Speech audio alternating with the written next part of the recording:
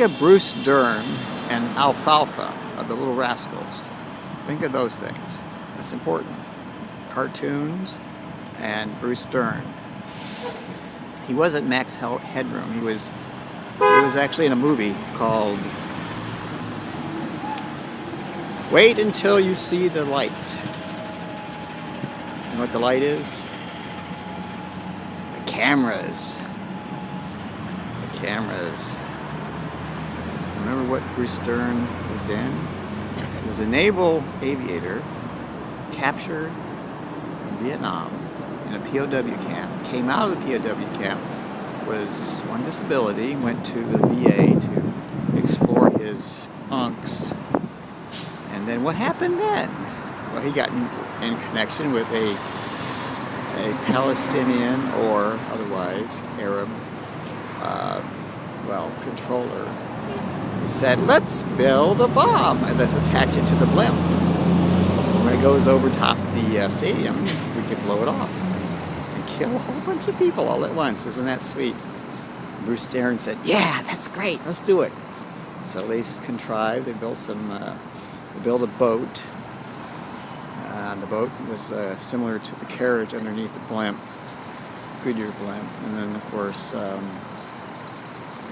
they had to get plastic explosives, which they got via their terrorist connections. Now, the Israelis had sent agents, Mossad, to investigate this transfer of C4, very powerful military explosive. And they were made into little icons of the Virgin Mary, no less. No shit.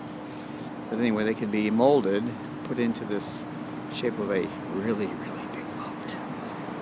Not really. A boat the size of a, well, I don't know, fishing boat. Anyway, the fishing boat was attached to the bottom of the blimp, the carriage, the undercurrent. And he was a captain of the, it was a substitute captain of the blimp because he had good qualities in terms of being an aviator. And, of course, what happens is he did a test.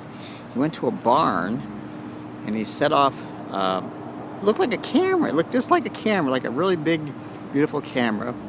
And he had this guy stand in front of the camera and they blew him to smithereens. And he looked at the pattern on the barn. He said, this is perfect. It's perfectly symmetrical. So he was so excited. He was about to wet his pants. So anyway, so what happens is he ends up getting his crack at it. He goes up to the captain, says, the captain's sick, I'm taking over. So he gets up in the blimp. He goes to, over the stadium where they're playing Super Bowl Sunday. The name of the film is Black Sunday. And what happens then is that the Israelis have caught on. They figured out what's going on. The grave danger that that represents. It's in New York City, no less. So what happens is the brave the brave Mossad agent swings out from a helicopter onto the blimp, drags the blimp with him in the helicopter out to over the a river somewhere near New York City, maybe the Hudson River, and then the bomb goes off. But all it does is kill fish. Just kills a bunch of fish. So anyway, that's what happened. Now that's the favorable outcome. Now the unfavorable outcome would have been 80,000 people in the stadium turned to hamburger meat. That would have been the unfavorable one. You know, and that would have happened if media had, pretty much not paid attention. So they paid attention. They said, you know that guy? I heard he's crazy. I don't think he should be in charge of the blimp.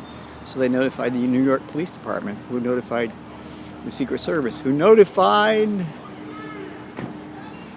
the Israeli agents. And they came and they said, yep, that's our man. Anyway. Now the moral of the story is, history tends to repeat itself. Keep that in mind, my dears.